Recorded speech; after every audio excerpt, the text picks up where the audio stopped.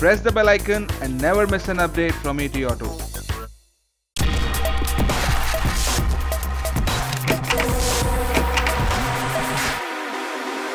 Sports brings excitement, and how does it influence the automobile industry? We have somebody very special to talk about that. Welcome to ETAuto Big Bite. We have here with us Mr. Ruzbeh Irani, Chief Brand Officer of Mahindra Group. Welcome to ETAuto, sir. Thank you, Nabil. Sports has been very important part of automotive industry. How does it influence the business of automobile industry? Before getting into that, I want to understand how did the idea of Formula E came into being, and Mahindra became one of the first Indian manufacturer or the first manufacturer to be part of such an sporting event. What was the idea behind? Formula E as a championship started 4 years ago. We've completed 4 seasons of Formula E, and we are going to start season 5 on 15th of December this year. It started as an idea. There is a gentleman called Alejandro Agag who conceptualized this. He's a Spaniard based out of London, and of course it's part of the FIA. When Alejandro approached us and asked whether the Mahindra Group would be interested in being one of the founding teams, we of course agreed readily, because as you know, we are a pioneer of electric vehicles in India, and sustainable mobility is very much our mantra. And frankly, there is no better advertisement for sustainability in the mobility space than Formula E. Now, Formula E is very interesting in many respects. It's not only electric car racing, but it's electric car street racing, it's city center racing. It brings the race to the people, as opposed to having to go away to a racetrack somewhere and watch a race in an enclosed space. So this is a platform where we are taking sustainable mobility to the world. We were pioneers of electric vehicles in India, and we are one of the pioneers of creating electric street car racing on the global stage. When it comes to electric vehicle, the general perception is that it doesn't give you speed. That has been one of the hindrances. How much has this Formula E or events like or sporting events like this helped in breaking those perceptions? So let me give you 2 statistics. In the first 4 seasons that we've completed in Formula E, we've had what's called the Generation 1 car. The Gen 1 car has a top speed of 225 kilometers per hour. Season 5, we are changing to the Generation 2 car. The Generation 2 car will have a top speed of 280 kilometers per hour. Almost equal to ICE engine. It will go from 0 to 100 in 2.8 seconds. So much for electric cars not giving you speed. What it doesn't give you is the sound. So that noise pollution which you get from, from let's say Formula 1 cars or other cars is not there in Formula E. There's a whining sound of the electric motor. So when you talk about Formula E, how does it, the idea you said that you want to instill the importance of sustainable mobility among people. That's why we went into electric racing, electric vehicle racing. How much of success you see moving forward to the agenda that you thought was the main? There are 2 key reasons why the Mahindra Group is in electric vehicle racing, besides the fact that it's a very good advertisement for sustainable mobility. And the 2 reasons, put succinctly, are brand and technology. They're both important business reasons. Let me first talk about the brand, since I'm the Chief Brand Officer of the group. There are 3 key messages that brand Mahindra puts out. The 3 messages are: Mahindra is innovative, Mahindra is about innovation and technology. We call that Futurize, right? The second message is that Mahindra cares. We call that Rise for Good. The third message is Mahindra is global. And frankly, there is no other property that ticks all 3 boxes. So electric street car racing of Formula E is about innovation and technology. It is about sustainability, which is about caring for the environment, and it is global. So in season 5, we are going to be racing in 12 different cities. There are going to be 13 races in 12 cities. And the cities, I mean, we start in Saudi Arabia, move to Marrakesh, then move into South and Central America. So we then go to Santiago and we go to Mexico City. We have 5 European races after that, and we end with a double header in New York. So, and in the middle of that, we have 2 races in China, one in Hong Kong and one in Sanya. So do you think this Formula E participation makes a business case as well, apart from establishing your brand image, core value of your brand image? Yes. So as I said, brand is one reason, and I explained that. Technology is the other reason, because being an OEM in Formula E enables us to test the electric vehicle technologies of tomorrow on track and bring them back at some stage to our road cars. So to give you an example, as you know, we've announced the fact that we are going to get into high-end electric vehicle manufacturing and sales, which is through the Automobili Pininfarina route, APF as we call it. And in fact, Mahindra Racing is working very closely with APF on developing their first concept car. So do you plan to bring the Pininfarina product here in India anytime soon? So the first product, what we call PF0, is a very high-end electric car, all electric car. Its price tag is going to be super high-end, and it's going to be a very limited edition car. So it's going to be about 100 or 150 vehicles in total globally. So certainly, I mean, you know, if an Indian wants to buy it, more than welcome, and we hope a couple of Indians will buy it when it comes out. We are expecting to introduce it in 2020, thereabouts. Let's come back to the brand Mahindra, especially when it comes to automobile industry. We have seen some of the brands like TUV, KUV100 did not do that well. What was the reason? Do you think there was a brand perception problem? Because in the similar space, other products did a good job. Like we talk about a Korean car maker, they had a SUV in the similar space, but they still Mahindra did not have any competition. The other manufacturers were not there present in that SUV space. Mahindra was leading, they were number 1. But after the others, especially the foreign car makers and the Indian giant, who is the leading passenger vehicle manufacturer, came in their space, we saw a decline at Mahindra and Mahindra. We don't see much of a successful brands coming up after XUV 500. If it's just my perception, it may not be true. You can have another view. Let me just clarify that Mahindra's sales in auto have not declined, right? What has happened is that the size of what is called the SUV market has grown rapidly.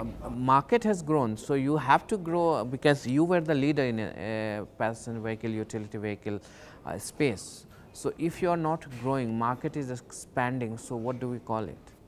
We are growing, and the definition of the space has been expanded. So historically, as you know, SUVs were body on frame vehicles. Today, all kinds of crossovers are also called SUVs, right? So if you stuck to the historical definition of body on frame, we would still be leaders in that market. When we talk about there's a stiff brand competition when it comes to brand image, how are you gearing up to further take the Mahindra and Mahindra brand ahead? When you talked about technology, you talk about reliability and design as well. So what are the exercise is there in your mind to, you know, to counter or to catch up in that space also? If we are talking about electric vehicle racing, right, I think, and if your question is what's going to change over time, then let me share with you what's going to be different in season 5, which is coming up vis-a-vis the first 4 seasons. So there are quite a few things that are going to be different. First of all, as I said, season 5 is going to be seeing the debut of the Generation 2 car. And the Generation 2 car is very different from the Gen 1 car, which is raced in the first 4 seasons of Formula E. The battery capacity, which used to be 28 kilowatts, is now going to be 54 kilowatts. It's going to be a nearly double. What that means is that one car will run the whole race. In the first 4 seasons, each driver had 2 cars and had to do a pit stop in which he jumped out of one car and jumped into the other car and took off. Right? Now there will be no need to change cars. The whole power output is going to go up significantly. The race is going to be a timed race. It's not going to be fixed on laps, it's going to be fixed by time. So what has been the chemistry change in your new battery, if you could say? The whole battery capacity has gone up. By the way, in Formula E, the battery is a common part. It is supplied by the organization that runs Formula E, right? Formula E Holdings. They have we have a common supplier, and in season 5 it's going to be a McLaren battery, if I'm not mistaken. What is the responsibility of every team is essentially to create the powertrain. That is the secret sauce that each team brings to the table. So it's the powertrain that we have created, which is the motor, the gearbox, the entire powertrain that goes into the vehicle. And we have a new upgraded powertrain because the vehicle is completely new. There's going to be more power output. It's the race power is going up from 180 kilowatts to 200 kilowatts. The peak power will go up from 200 to 250 kilowatts. So there's going to be very exciting stuff happening. The number of teams is increasing from 10 to 11, and almost every major OEM is now going to be part of Formula E. Can you help me understand what is the business sense for these kind of event? Is there a possibility of having a business sense, self-sustainable model of such event, or it is going to be an auxiliary to escalate the brand image, or how do you? If your question is it a business for Mahindra to be in Formula E? As I said, the business sense is brand building and technology.